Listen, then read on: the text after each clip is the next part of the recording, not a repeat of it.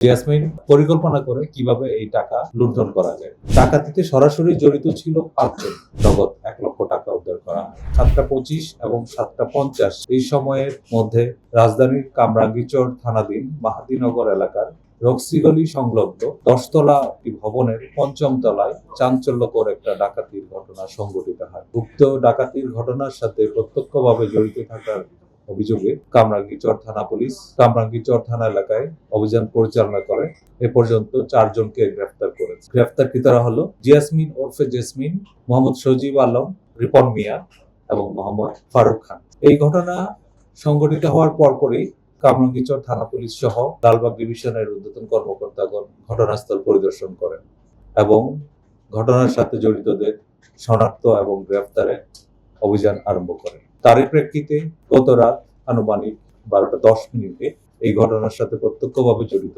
মোহাম্মদ সজীব আলমকে কামরাঙ্গীরচর থানাধীন মুসলিমবাগ এলাকা থেকে গ্রেফতার করা হয়। সজীবকে গ্রেফতারের পর থেকে পাওয়া তথ্যের ভিত্তিতে পরবর্তীতে আমরা মোহাম্মদ রিপন মিয়াকে গ্রেফতার করি একই এলাকা থেকে।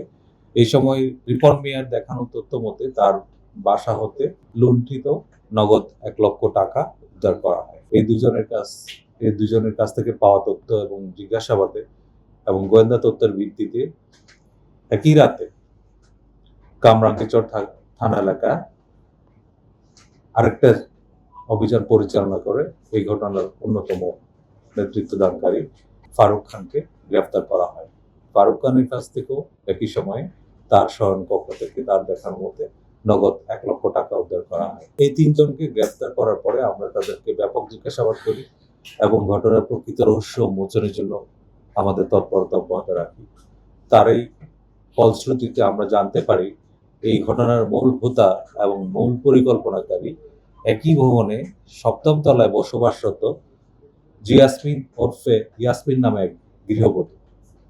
এই চাঞ্চল্যকর ডাকাতির ঘটনা তদন্ত করতে গিয়ে আমরা দেখলাম পুরো ডাকাতির পরিকল্পনা, বাস্তবায়ন এবং ডাকাতি শেষ হওয়ার পর পর্যন্ত একক নেতৃত্ব সেই দিয়েছে। এই ঘটনার তদন্তে আমরা জানতে পারলাম যেহেতু জিয়াসমিন ওরফে ইয়াসমিন ওই বাসায় বসবাস করত, তার সাথে ভবনের ৫ম তলায় বসবাসকারীদের নিয়মিত যোগাযোগ ছিল এবং ওই বাসায় যোগাযোগ ছিল এবং সেই বাসাতে যে নগদ টাকা গচ্ছিত ছিল এই ব্যাপারে জিয়াসমিন অবগত ছিল।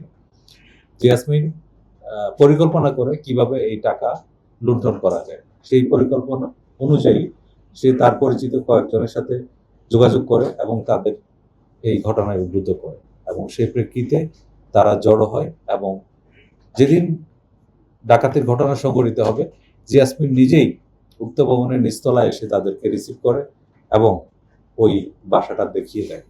পরবর্তীতে জিয়াসমিন তারা যেন প্রস্থান করতে পারে নিরাপদে সেটাও নিশ্চিত করে এবং এরপরে ঘটনাস্থলে গিয়ে ভুক্তভোগীদের সে সান্ত্বনাও দেয়। এমনকি রাত্রেবেলা যখন আমরা ওই ঘটনাস্থল পরিদর্শন করি সেই ঘটনাস্থলে জিয়াসমিন নিজেই উপস্থিত ছিল। এখানে আরেকটা মজার তথ্য হচ্ছে এই ঘটনা পরবর্তী যখন মামলা রুজু হয় শুরু থেকে শেষ পর্যন্ত জিয়াসমিন তাদের সাথে ছিল। আমরা তাদেরকে কেবল গ্রেফতার করেছি, তাদের নিবিড় জিজ্ঞাসাবাদ চলছে, তাদেরকে রিমান্ডে এনে আরো জিজ্ঞাসাবাদ করা হবে। জিয়াসমিন সে মূলত গৃহবধূ, তার একটা রিক্সা গ্যারেজও রয়েছে এবং তার হাজব্যান্ড একজন গাড়ি চালক। তথাপি তারা ওই ভবনের একটা ফ্ল্যাটের মালিক। তার ইতিপূর্বে এরকম ডাকাতির তথ্য আছে কিনা সেটা আমরা যাচাই বাছাই করে দেখছি। তবে এই ঘটনার মূল পরিকল্পনাকারী এবং বাস্তবায়নকারী থেকে শুরু করে তাদেরকে ঘটনাস্থল চিনিয়ে দেওয়া এবং ঘটনার পরবর্তী ফলো আপ রাখা সবকিছু জিয়াসমিন সে নিজেই করেছে। এখানে আমরা যেটা জানতে পারি মামলার এজাহারে তারা প্রায় নগদ ২০ লক্ষ টাকা খোয়া যাওয়ার অভিযোগ করেছে। এই টাকাটা ছিল একজন অবসরপ্রাপ্ত কর্মচারী, তার বাসায় গচ্ছিত ছিল টাকাটা এবং তাদের ভাষ্য অনুযায়ী নগদ ২০ লাখ টাকা খোয়া গেছে, প্রায় ৩ ভরি স্বর্ণালংকার এবং ৪টা মোবাইল ফোন খোয়া গেছে। তো এ পর্যন্ত আমরা যে তথ্য পেয়েছি তাতে ডাকাতিতে সরাসরি জড়িত ছিল ৫ জন। নেতৃত্ব দেওয়া নিচে তাদেরকে অনুসরণ করেছে এবং জাসমিন ছিল সবকিছু কোঅর্ডিনেশন।